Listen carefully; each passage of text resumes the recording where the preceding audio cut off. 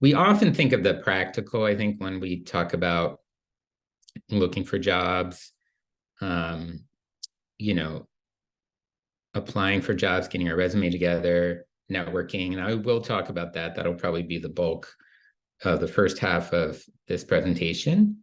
But then I also want to dive into the emotional, mental, and physical aspects. Looking for jobs is not easy. We're human beings, and there's a lot that goes into it. And so we'll have some time to talk about those elements and how those factor into our work, kind of looking at things holistically. So you see, I broke down each of these categories into some of their sub components, and this will all become clear as we go through these various facets. So in terms of these different categories of how to do a job search, we'll start with practical, and that's taking action. So logistically, here we go. I want to open this up to start with a little conversation and just have a few people weigh in. If you want to come off mute and do it, I would love it. And you can also chime in from the chat. And anyone who has just arrived and not shared an interesting fact about them in the chat, please do. And I encourage everyone to save the chat. At the end of this, clicking on the little ellipses at the bottom of the chat and just clicking save chat, you should be able to do that. But in terms of what's helped folks in the past, what has worked for you when you have got the job? What's something that anyone could share that really made a difference when they got a previous job? Feel free to raise your hand or just unmute. Having worked with the organization before as a client, in one case, another case, just reconnecting with previous professors and who they might know. Thank you, Kenneth. Great example. So people in your network in different ways, right? Places where you've had previous experience, and then also, a professor, a past professor. Any teachers we've had throughout life, I think, can be a good resource that we often don't remember to tap into. So thanks for sharing that. Anyone else want to jump in and share something? Running into a former coworker on the bus a few times and letting him know that I was looking. So just networking basically, and then that led to a temporary job, which led to a full-time job. Awesome. Job. So that sort of serendipity of being on the bus. Is it Alicia? Alicia, yes. Alicia, thank you so much. That's a great example. Like when we are looking for a job, I think a lot of times it's hard to ask for help, but it's also important for as many people as possible in our network to know that we're searching. And especially for those of you who are in the kind of DC metro area, I think that's generally accepted too, right? People know folks are often looking. People change jobs here much more frequently than they do in other parts of the country. So making sure that people in your network know, because they can't help you often if they don't know, right? So much of getting a new opportunity is being at the top of mind. I'll just give one quick example for myself.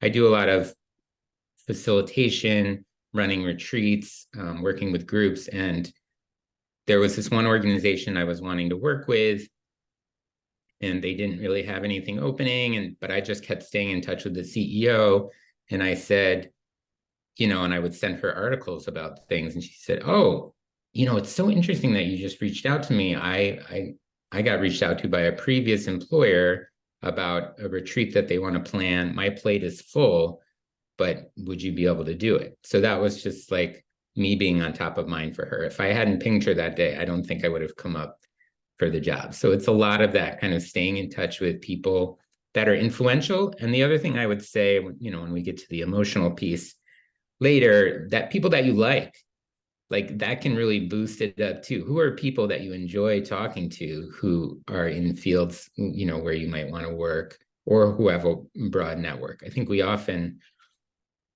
focus only on strategy and then maybe sometimes they're apprehensive because some of the people that we think we should reach out to, we don't really want to. So I think it's important to kind of balance that with people who will, make you feel good and kind of lift you up on the day.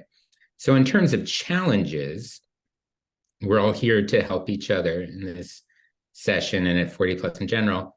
So does anyone want to share now with the group what's the biggest challenge they're facing? And you're also welcome to put it in the chat too, and happy to talk about it.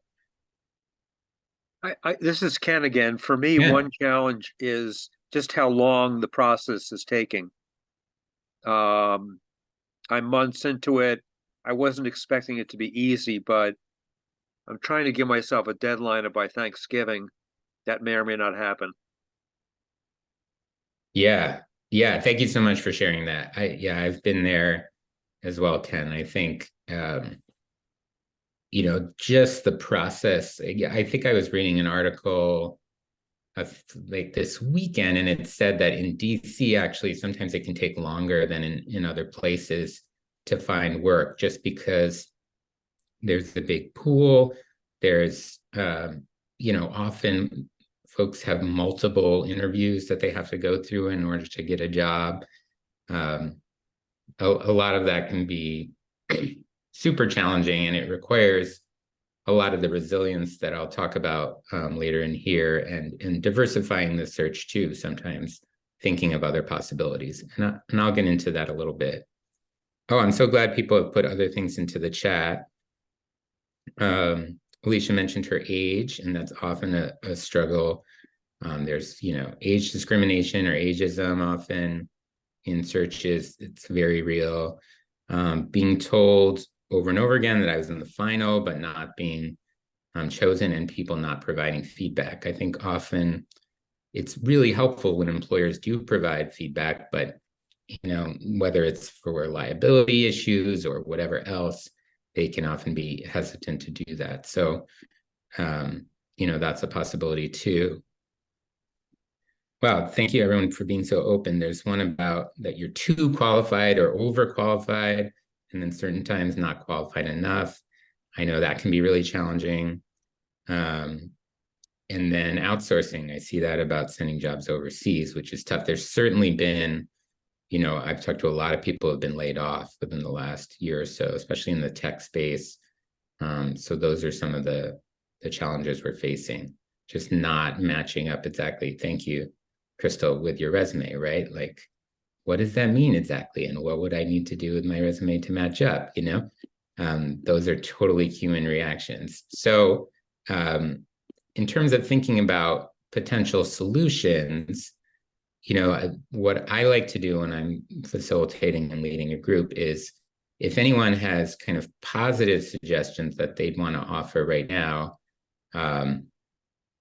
and wants to jump off mute with any of these particular ones, feel free. We will be doing breakout groups, but they'll be on a slightly different topic in a little while. So if anyone wants to chime in, please feel free. I would love to, on the one that said you're not qualified enough in this area and too qualified in another. I've had that happen before, and I asked for feedback, and the positive feedback that I got was that I did have the right skills once we sat down and had a conversation, but it was missing in the way that I worded it in my cover letter and on my resume.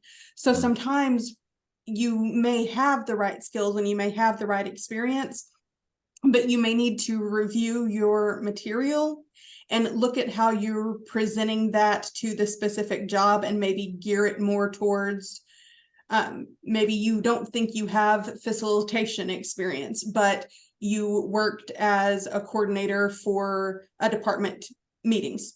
That's facilitation. So if you change, instead of led the meeting for this, to facilitated group trainings on, then you can get some of those keywords that might get you noticed for whatever the type of role that you're trying to get.